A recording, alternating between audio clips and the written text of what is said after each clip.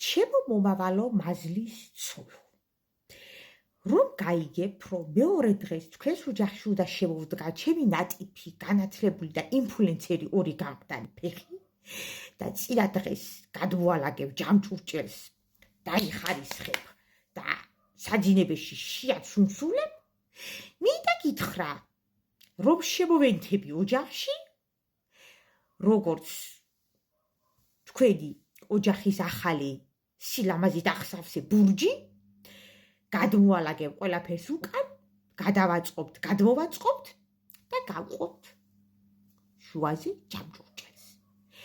როგორც ახალი პატარძალი და თქვენთვის ოჯახისთვის ღვთისაჩუქარი, აქედანვე იცოდე, ჩემი ქმარიც ოჯახის წევრია და მადონას სერვიზი რჩება მე.